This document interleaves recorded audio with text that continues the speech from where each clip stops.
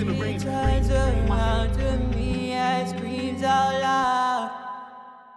me voilà à Bali. Ça n'a plus rien à voir avec l'Australie. Je suis en train un peu de me perdre là d'ailleurs. Je marche un peu de manière aléatoire, mais bon, j'aime bien faire ça pour essayer de tomber par hasard sur des petits endroits sympas. Yeah! How are you? Good, and you? Yeah, very good. Where you go? I don't know. I'm just working. Okay. Nah, I'm good. I'm good, thanks. Where you from? France, What from? Comment ça va? vous parlez français? Good, bro. Ok, je me suis fait interrompre. C'est un peu comme ça depuis que je suis arrivé, c'est-à-dire hier.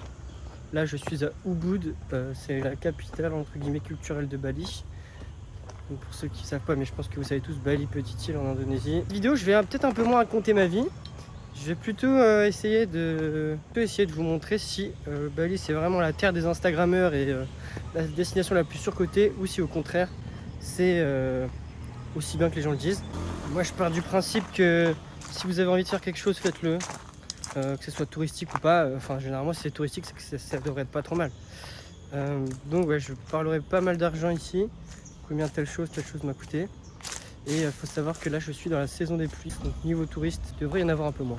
Ok, il m'a convaincu votre pote.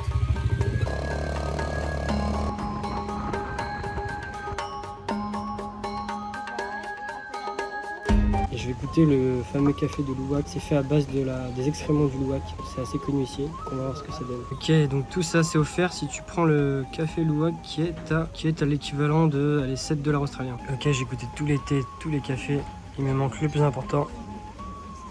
Celui à base d'excréments. On va voir ce que ça donne. You like this one? When I put something. Okay, let's try.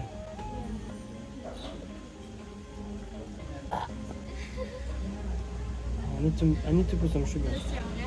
Yeah, very strong. Sucre. Better. More better. Yeah, très fort. Where you from, sir? Try to guess. Can you guess? Maybe Sydney?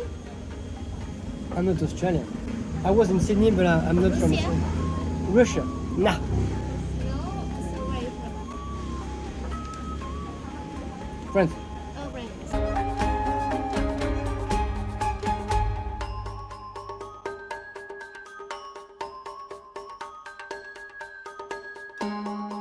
Le climat est vachement humide. Il fait chaud, mais ça va.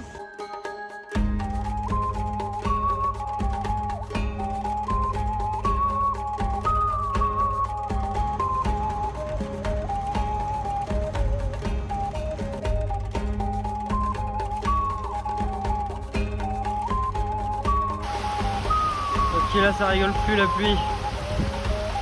C'est pas grave, on continue.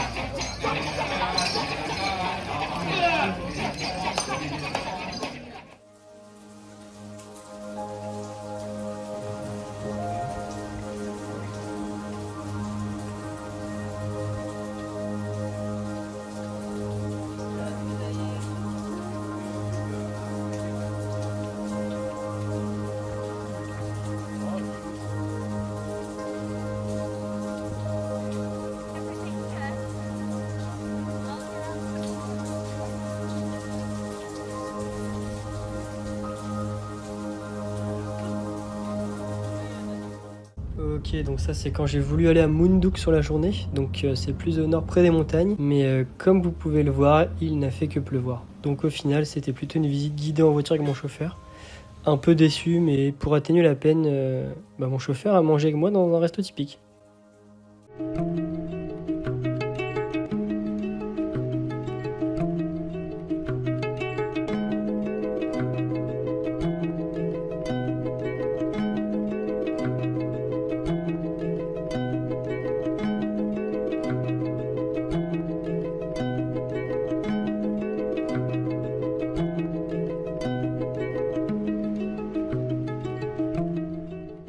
Ok, ça fait longtemps que j'ai pas parlé à la caméra. Je suis à Nusa Penida, c'est une petite île qui est à l'est de Bali. J'y suis depuis 3 nuits, il me reste une dernière nuit. Et je prends le temps là de faire ce petit débrief parce que j'ai le temps en fait. Prenez 3 nuits, 4 nuits ça sert à rien. Nusa Penida c'est très chouette, j'ai fait pas mal de choses. Mais aujourd'hui du coup je savais pas trop quoi faire parce que j'avais fait tout ce que j'avais prévu. Ce qui fait que je suis allé me poser sur une plage très stylée là, pas loin du port. Donc qu'est-ce que j'ai fait et comment ça m'a coûté? J'ai fait du snorkeling, ça m'a coûté 200 000 roupies. C'était pas mal. On a vu ni raimanta ni tortue donc ça c'était dommage. J'ai fait le tour de la côte ouest. Ça m'a coûté 110 000. En fait c'était un tour que l'hostel proposait. Comme je l'ai fait avec 4 personnes que j'ai rencontrées, ça nous est revenu pas cher du tout. Et sinon j'ai fait la côte est de l'île aussi. Ça m'a coûté 180 000 en tout. Et c'est pour aller voir principalement Diamond Beach si ça vous parle. C'était très cool. Je vais aller à Uluwatu. Là je pense que ça va être un peu moins de visite culturelle. Ça va être plus de... Je suis un peu plus chillé comme on dit chez les jeunes. Komodo Nusa Penida c'est vraiment chouette. En basse saison en plus il n'y avait pas grand monde.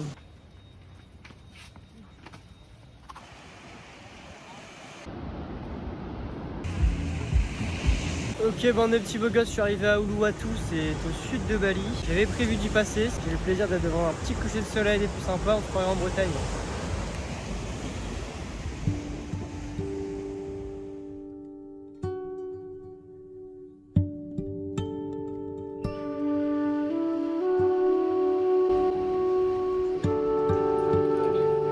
Mais ça j'ai rigolé pas.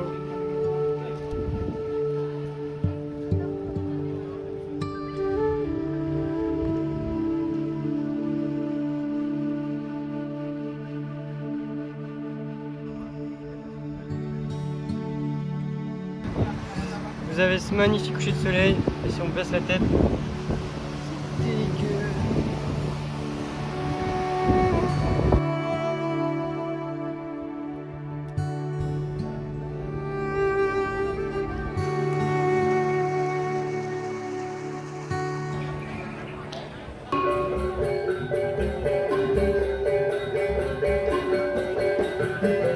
Franchement Uluwatu pour l'instant je valide totalement. J'aime beaucoup l'ambiance. Je loge en plus dans un quartier qui est très local. Et là cet après-midi je m'en vais dans une joaillerie faire ma propre bague. Ça me coûte 450 000 roupies donc ça va être stylé. Et c'est encore une fois un petit commerce local donc c'est cool.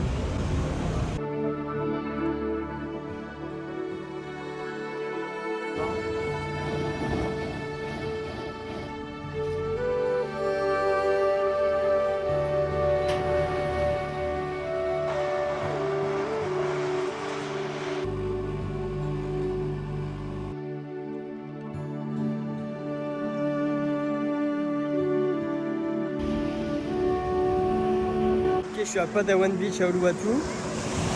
D'ailleurs la plage est très belle. Il vient de se passer un truc super bizarre. Il y a une dizaine de femmes indonésiennes de 60 ans environ. Elles voulaient toutes prendre une photo avec moi. J'ai rien compris. Je sais pas si elles se moquaient de moi ou comme ça un challenge ou quoi. Mais une à une elles voulaient prendre une photo avec moi. J'ai pas compris. Mais bon c'était gentil donc très bizarre, ça m'est jamais arrivé. Plus tôt dans l'épisode j'ai testé le Luwak Coffee à Ubud. Et là je suis allé en acheter pour en ramener pour ma famille. Et c'est comme au marché quand vous négociez, les gars faut insister. Moi j'ai demandé, comme le Luwak Coffee est très cher, j'ai demandé si je pouvais avoir un thé gratuit. Et au final ils m'ont donné le panel entier. Les gars insistaient tant que c'est dans le respect, pour vraiment avoir des choses gratuites ou moins chères.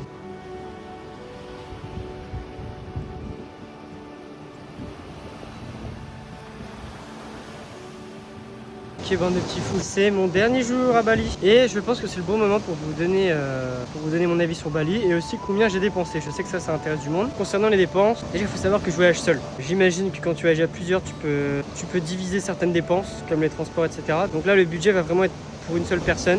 À savoir que j'ai logé dans des hostels. J'aurais pu me prendre des logements un peu plus qualitatifs mais bon le fait de voyager seul, et ben dans les auberges tu rencontres du monde. C'était un souhait de ma part. C'était pas forcément pour économiser de l'argent, c'était surtout pour rencontrer du monde. Donc, roulement de tambour.